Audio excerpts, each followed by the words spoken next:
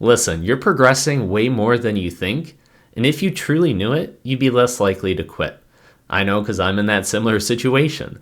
I can do something for a couple of weeks, I don't really see the results, the immediate feedback, and I ask myself, is this even worth it? I don't really feel as motivated, and then I stop. And as a result, I never get to truly figure out what's on the other side. But there are different times where I did stick to it. I did stay committed. A great example is when you're learning something and you're trying to retain, let's say, something for a test. Well, if you take a test every single day, you're not going to really see that increment, that boost, that improvement. But if you wait a week, a month, you're like, oh yeah, okay, I got it. Same thing applies to being on a diet, working out, or just any other skill that you're trying to get. Not only that, but what about for things that are a little bit more difficult to test? Because with the weight you can get on a scale, and I could be like, ah ha ha, losing them pounds. I like this. But what about for your social skills? It's not like your friends are a metric, and then you could get a ton of friends maybe on social media, but then how close are they to you? If you're just doing it for the sake of numbers, it's not as good as somebody that you can truly trust and feel connected to. And in that process, that can take a long amount of time. So how do you go about it when you're progressing, but you're not seeing the results? How do you still keep on track? And that is a great question. I mean, number one, I think it has to be you have to see the end goal. It has to be worth it. Because if you just do it for the sake of fun, like watching a movie, okay, you'll watch it and you're done. But what if it's something that's more long term? But then again, a lot of people talk about the end goal result. Like it's not the destination, it's the journey. So it has to be something that you can have it be easy and also fun. I'm doing that right now with my diet, which I'm blessed in the sense that, hey, look thin, I'm good. But if I were to eat as much as I really wanted to, watch out. Watch out, watch out. But at the same time, I have my own comparison as to what I feel good about and what I don't. And currently, it's nowhere close to where I want it to be. In addition to that, is it that high of a priority in terms of other things that I'm battling? So perhaps for a week or two, it is, but then something else can come up where it takes a higher priority. I'm like, I'll take a break for a couple days, and then next thing I know, going off the track.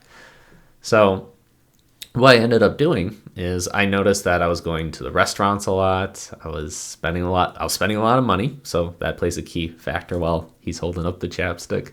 But I'd go to the restaurants and I'd spend a lot of money there. And not only that, I'd spend a ton of time.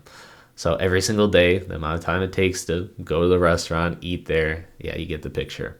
And it's not healthy, and there's just many other reasons. But that stacked up to make me realize, like, ooh, dude, you gotta make a change. You gotta stop this. So that's when I decided, okay, enough restaurants. I'm actually just going to buy food from the grocery store and bring it home. Now, am I going to be perfect? Absolutely not. No. But as long as that's all that I'm doing, that's already progress for me. That's a big step. Now, today was an exception, and it just goes to show you don't have to be perfect, but it's making sure that you don't fall into the bad habits again, which I have to be very mindful of, and I need to prepare myself for success. But what I ended up doing is I bought all my groceries. So I bought like $60 worth of meat from Aldi. It's a great store. And then I'm just going to, I'm going to like cook a huge amount. So then that way, every morning, it's easier for me to just eat meat. Now you could be a vegetarian, but for me, it's like, all right, it fills me up. I'm less likely to eat snacks that have a ton of calories. And even if I do, again, this is progress. So we went down the whole path about talking about the diet and the restaurants. But for me, it just goes to show that even though my weight wasn't reflected well, like I still kind of gained a little bit, surprisingly. I'm not sure how, but I already know that by avoiding the restaurant and just having the food at home, from that standpoint, I already conquered a little bit of a battle. And now I can keep on moving forward. But I don't know, maybe you or somebody you know is the type of person that takes on a goal for a week or two, but then eventually, you're not seeing the results, so you're like, forget about it. But you have to realize that you are making progress. It is there. It's invisible until it's visible. So make sure to give yourself some credit. Don't think that you're a failure or it's not working, because it is.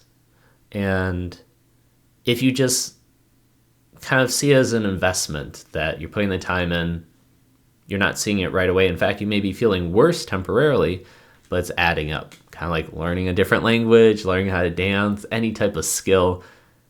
It's working. So I want to give that motivation to you, because on this channel, I'm focused on improving self-discipline. So I want you to do better, as well as myself.